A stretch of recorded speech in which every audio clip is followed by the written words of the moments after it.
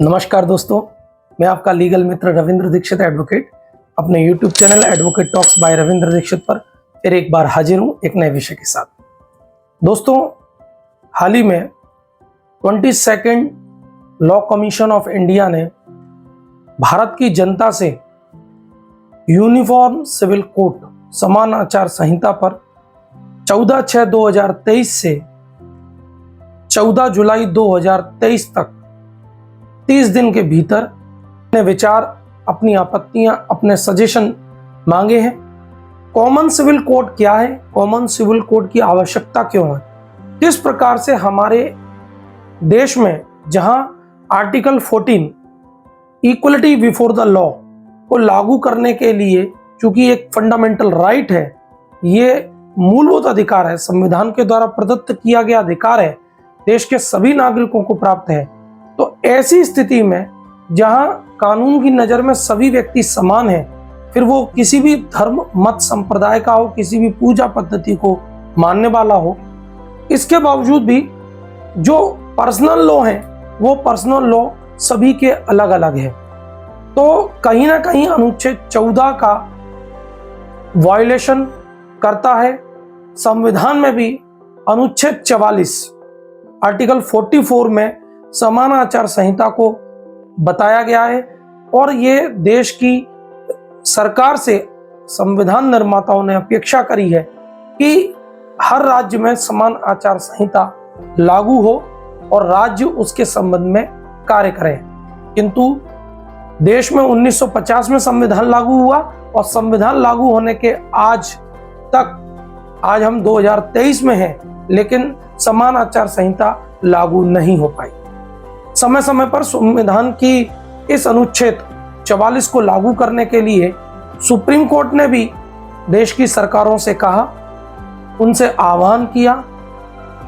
उच्च न्यायालय ने भी देश की सरकारों से, राज्य सरकारों से आग्रह किया कि वे समान आचार संहिता को लागू करें ताकि संपत्ति संबंधी कानून, उत्तराधिकार संबंधी कानून, गोद लेने संबंधी कानून, वैवाहिक संबंधी कानून, जितने भी व्यक्तिगत कानून हैं, जितने भी पर्सनल लॉ हैं, उनके संबंध में एक रूपता आ सके, एक कानून आ सके।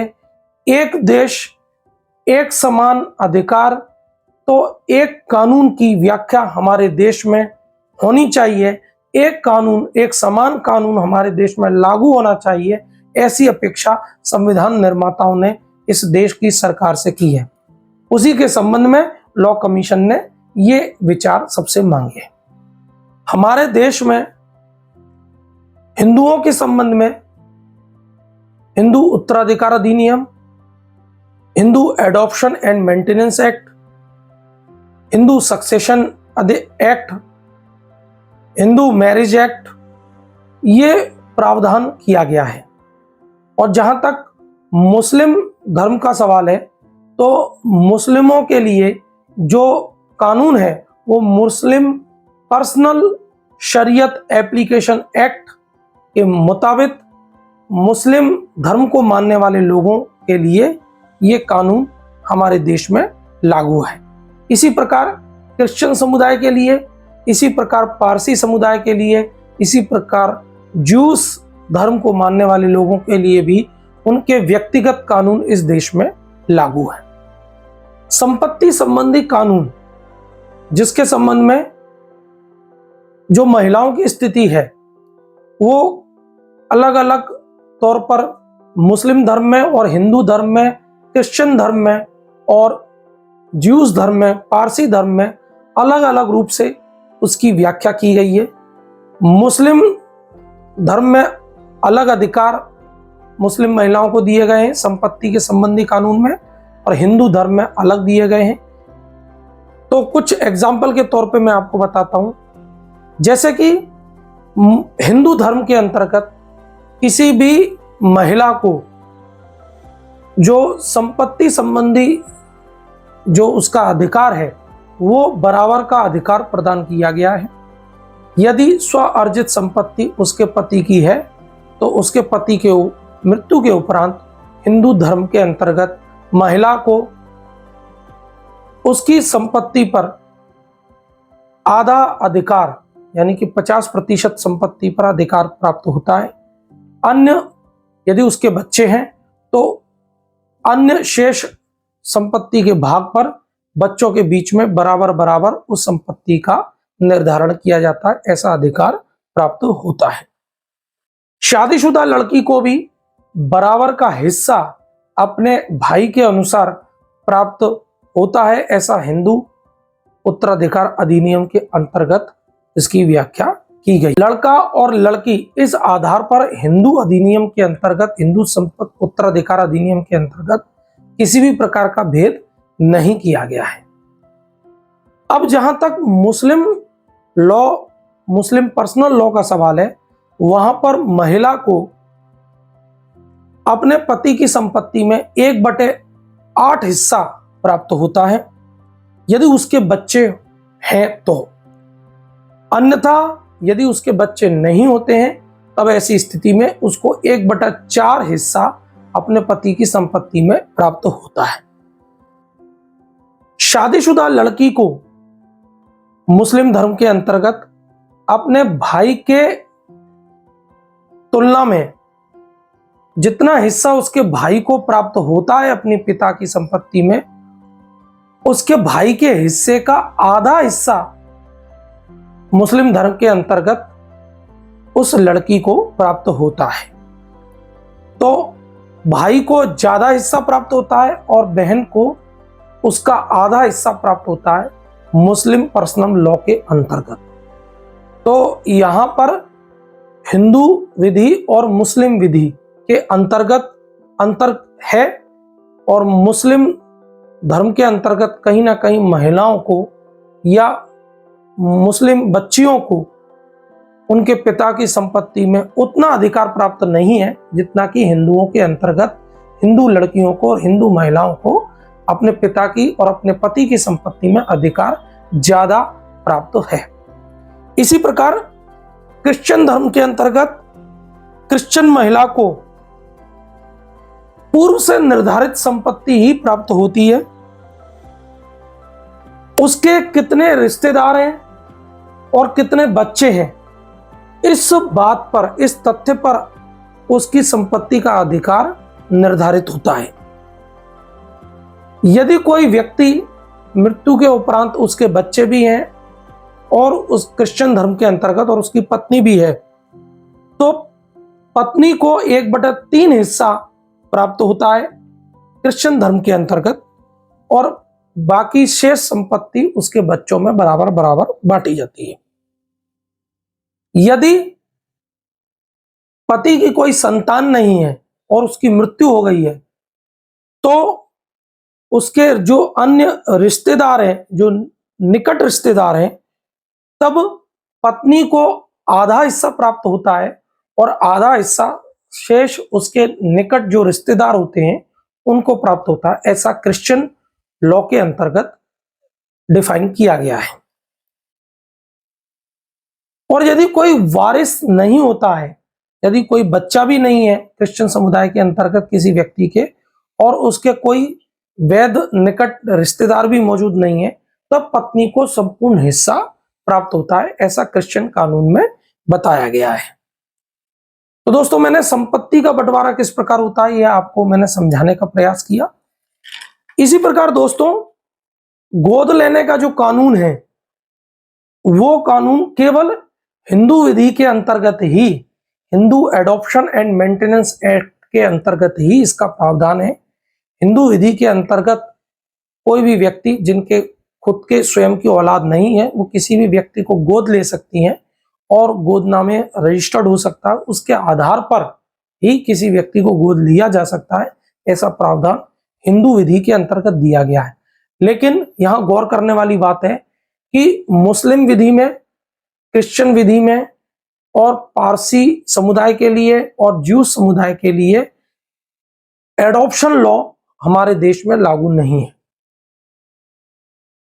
इस प्रकार मुस्लिम विधि के अंतर्गत कोई भी मुस्लिम दंपत्ति यदि उनके संतान नहीं है तो वे किसी भी एडॉप्शन लॉ के अंतर्गत किसी भी बच्चे को अडॉप्ट नहीं कर सकते, किसी व्यक्ति को अडॉप्ट नहीं कर सकते। ऐसा कोई कानून हमारे देश में लागू नहीं है।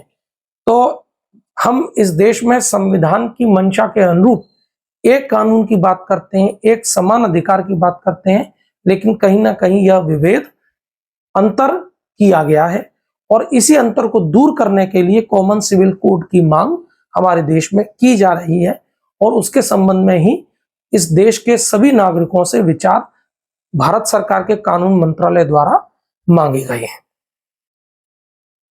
अब सवाल उठता है कि जब एडॉप्शन लॉ नहीं है तो मुस्लिम विधि के अंतर्गत ऐसा क्या प्रावधान है जिसके तहत वे किसी अन्य व्यक्ति को या किसी बच्चे को अपने पास रख सके। तो उसके लिए गार्जियंस एंड वार्ड्स एक्ट के तहत मुस्लिम दंपत्ति, क्रिश्चियन दंपत्ति, जूस दंपत्ति, पारसी दंपत्ति गार्जियंस एंड वार्ड्स एक्ट के तहत किसी व्यक्ति को, किसी बच्चे के गार्जियन बतौर गार्जियन कोर्ट से डिक्लेयर हो सकते हैं।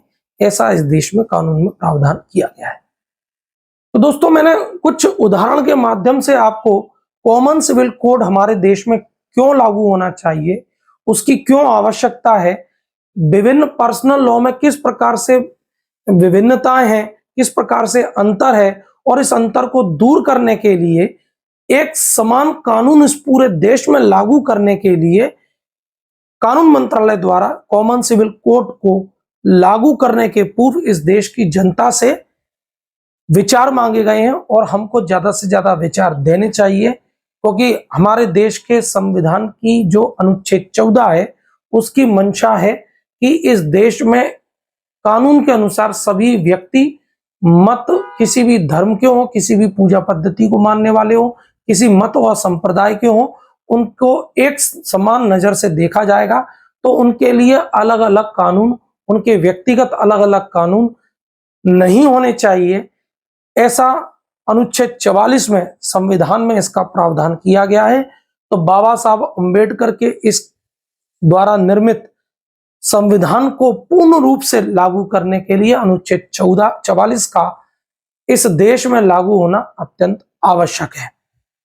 वर्ष 2019 में सुप्रीम कोर्ट ने भी जोस पालो कॉन्टिनो वर्सेस मारिया लूजिया के केस में यह सिद्धांत प्रतिपादित किया या भारत सरकार से अपेक्षा करी कि वर्ष 1956 में हिंदू जितने भी व्यक्तिगत कानून, हिंदू पर्सनल लॉ थे, वो तो कोडिफाइड कर दिए गए थे, लेकिन अन्य किसी भी प्रकार के जो धर्म हैं, चाहे वो मुस्लिम धर्म हो, चाहे वो क्रिश्चियन धर्म हो, चाहे वो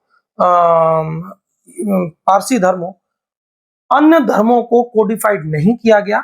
जबकि अनुच्छेद 44 में भारत सरकार से यह अपेक्षा की गई थी कि इस देश में सभी के लिए एक समान कानून लागू होना चाहिए। शाहबानो का जो प्रकरण हुआ था, एक ऐतिहासिक प्रकरण था हमारे देश का, इंडियन लीगल हिस्ट्री का एक लैंडमार्क जजमेंट था।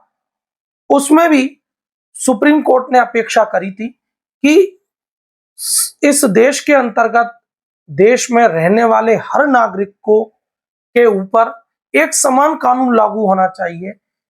किसी भी प्रकार से अलग अलग कानून के आधार पर अलग अलग मजहब, धर्म को मानने वाले लोगों में अंतर नहीं किया जाना चाहिए। किंतु यह सोचने वाली बात है कि अनुच्छेद 44 का इंप्लीमेंटेशन आज तक इस देश में किसी भी सरकार द्वारा नहीं किया गया। किसी भी सरकार द्वारा अनुच्छेद 44 को लागू, कॉमन सिविल कोड को इस पूरे देश में लागू करने के संबंध में किसी भी सरकार द्वारा कोई कदम नहीं उठाए गए। ऐसी चिंता वर्ष 2019 में सुप्रीम कोर्ट ने अपने इस प्रकरण में करी थी। दोस्तों, मैंने आपको कॉमन सिविल कोड की क्यों आवश्यकता है हमारे देश में एक समान कानून को लागू करने की क्यों आवश्यकता है, कॉमन सिविल कोड है क्या और उसके संबंध में भारत सरकार अब किस प्रकार से कानून बनाने का विचार कर रही है, ये विस्तृत रूप से एक उदाहरण के माध्यम से, प्रोविजंस के माध्यम से समझाने का प्रयास किया। तो दोस्तों, आपको मेरा ये वीडियो कैसा लगा, इसे लाइक करें, मेरे चैनल को सब्सक्राइब करें, कमेंट्स भी करें, ताकि ऐसी इंपॉर्टेंट लीगल इंफॉर्मेशन समय समय पर मैं आपके लिए लेकर आता रहूं। धन्यवाद दोस्तों। जय हिंद, जय भारत, नमस्कार।